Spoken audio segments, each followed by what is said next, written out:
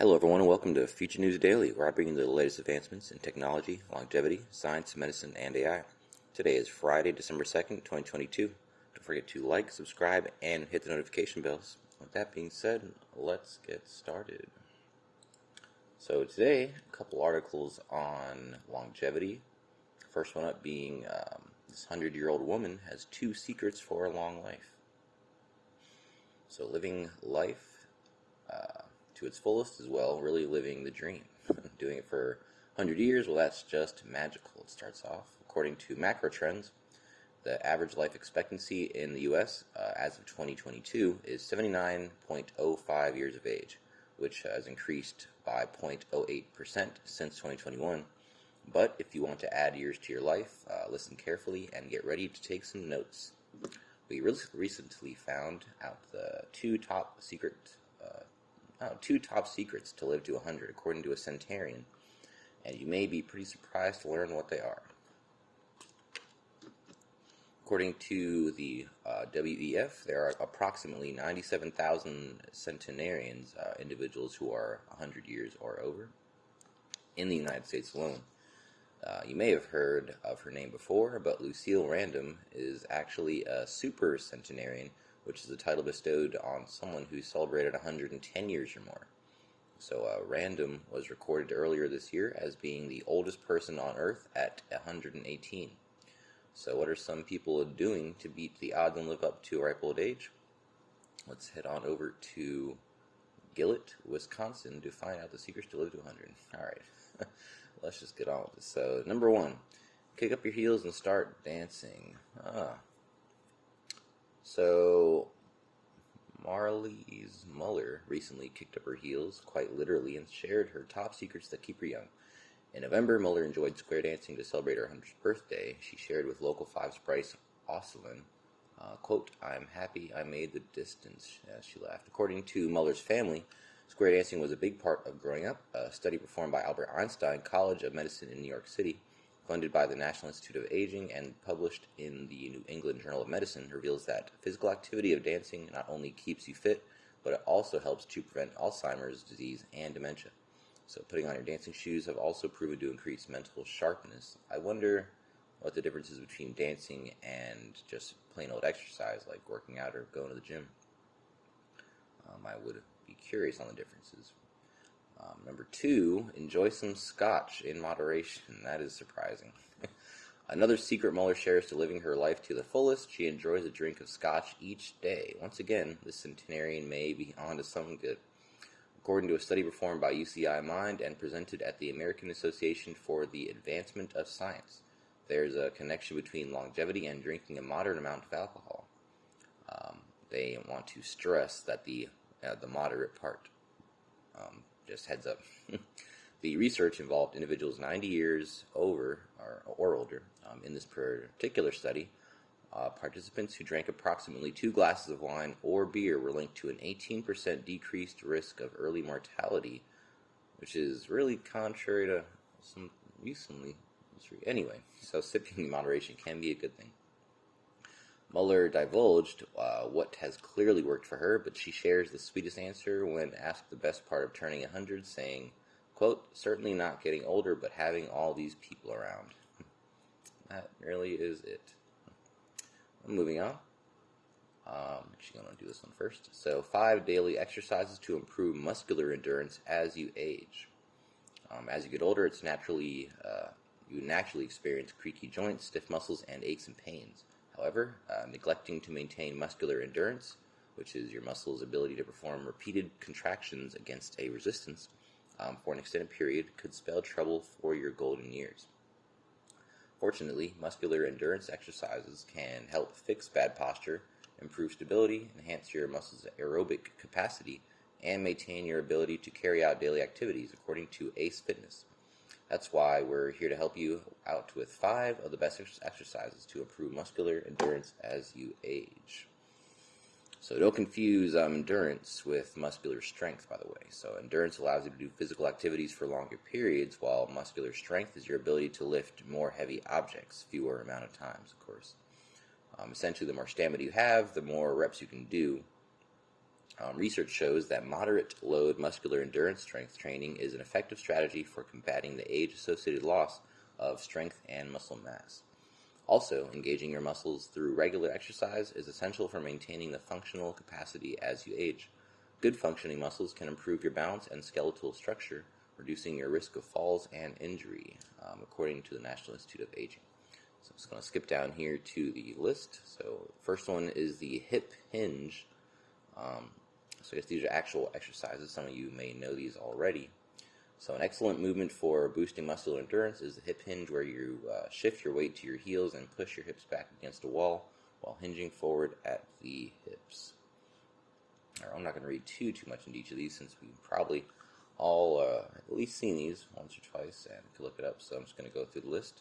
Next is body weight squats, which I do really like those personally. Planks. Number 4, step-ups. And number 5, just breathing. Don't underestimate the breathing. So I'll go into this a little bit. So you read that right. Good old breathing can enhance your muscular endurance. Young tells us, quote, breathing is an exercise that requires muscles, and most of us do it incorrectly. Your diaphragm is a muscle responsible for 75% of respiration. You'll naturally create a vacuum effect for the next inhale while activating abdominal muscles by focusing more on exhaling through your body. In addition, breathing can enhance focus while oxygenating your blood, helping to reduce stress and induce a calming effect, something we all need more of in our daily lives. All right. On to my favorite article.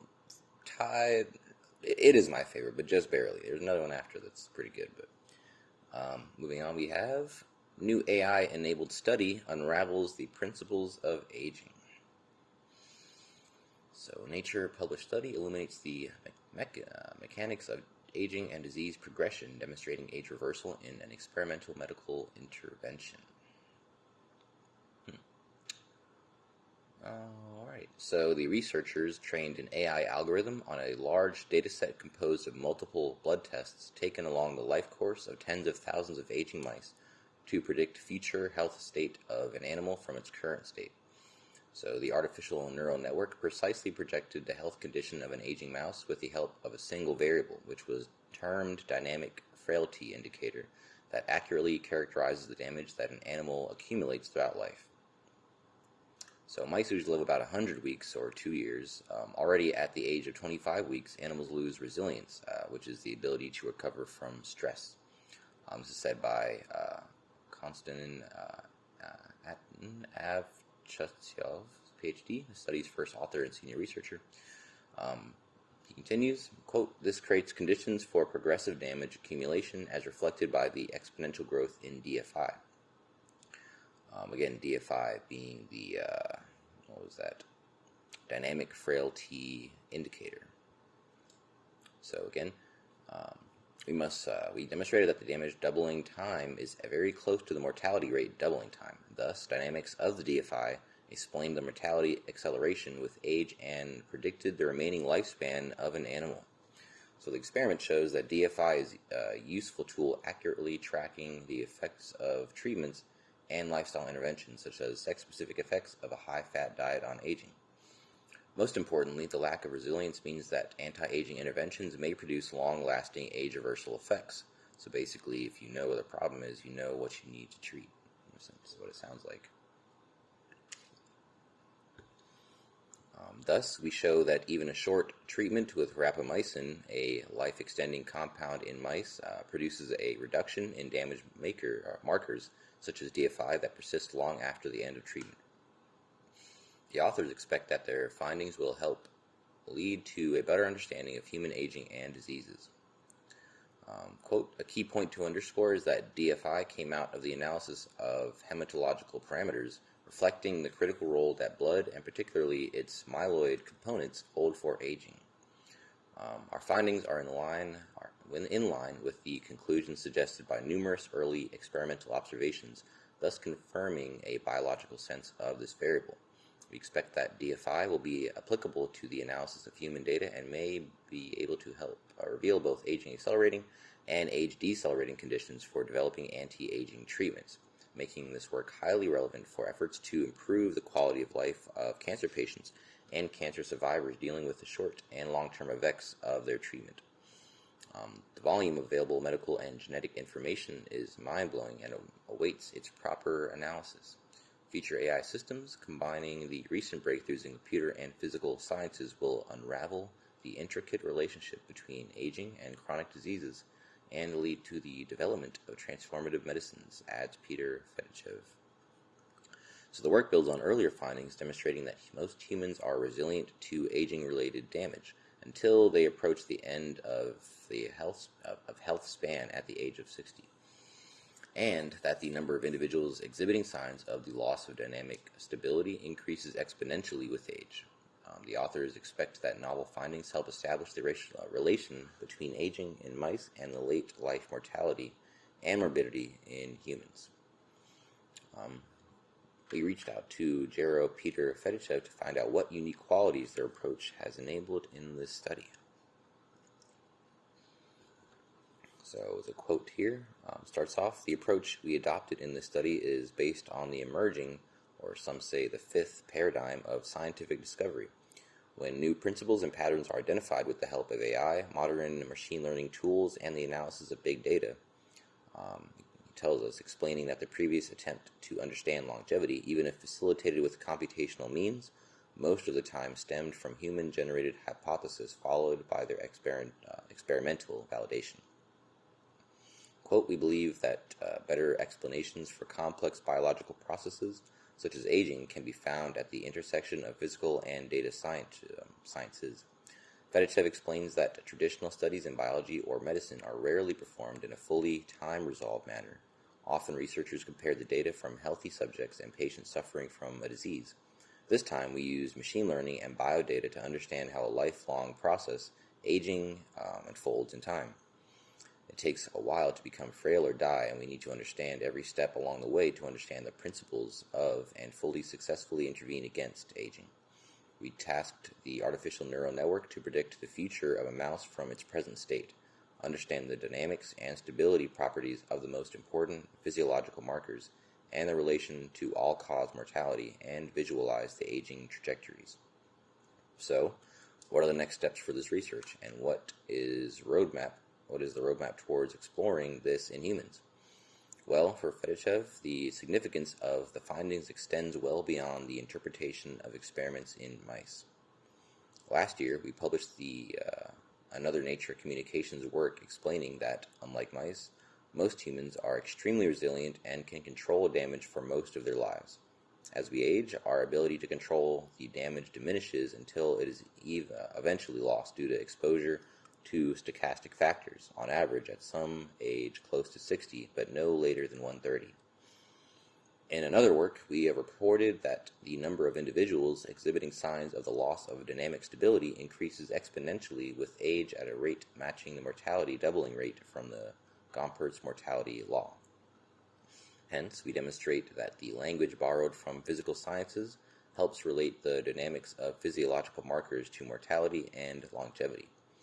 For the Jiro team, the new work highlights the important qualitative differences between the character of aging in humans and the commonly used laboratory model in mice. So the largest difference being that we, for most of our lives, can control, our damage, have these self-healing properties. Mice largely lose this after the first 25% of their life. So pretty big difference. Couple more paragraphs here. I'll just finish up. Quote, "Our work shows that the loss of dynamic stability," read that already. "Fedichev predicts that no large effect on health span, and thus no strong life extension in humans may be possible unless the root cause of aging is addressed, the loss of resilience. He explains that by measuring the resilience in humans and now in lab animals, such as mice, Jiro will be able to investigate the effects of drugs on resilience and thus to design and test the most effective interventions against aging and chronic disease in humans. Quote, "By applying the same algorithms to human data, we are aiming at finding interventions with the most dramatic effects," he says. The application of modern AI and machine learning tools will help to understand and eventually break the limits of human longevity. This international team is leading more research assessing the effects of drug resilience toward designing and developing effective interventions against aging and chronic disease in humans. And it's a space we'll be watching develop with interest. All right. I guess a lot of promising stuff there. Of course, we're still gonna, it's a field that it will be probably having advances throughout the next several decades. So a lot to wait on there and to hope for. A couple more left here. My second favorite article, actually, of the day: production of world's first solar car begins. So Dutch startup says the Lightyear Zero solar car has already collected about 150 pre-orders. Dutch startup Lightyear started making the world's first series production electric vehicle that generates power directly from sunlight. Its first model, Lightyear Zero, comes with a price tag of €250,000 or $259,000 and has already collected 150 pre-orders. They plan to make about 1,000 cars at a Valmet facility in Finland, starting at a rate of 1 car per week. By the second half of the year, production should increase to 5 weekly. CEO and co-founder Lex Hofsloot told Bloomberg in an ad interview. Looks pretty. I like the layout of it, and the smoothness on the back and everything.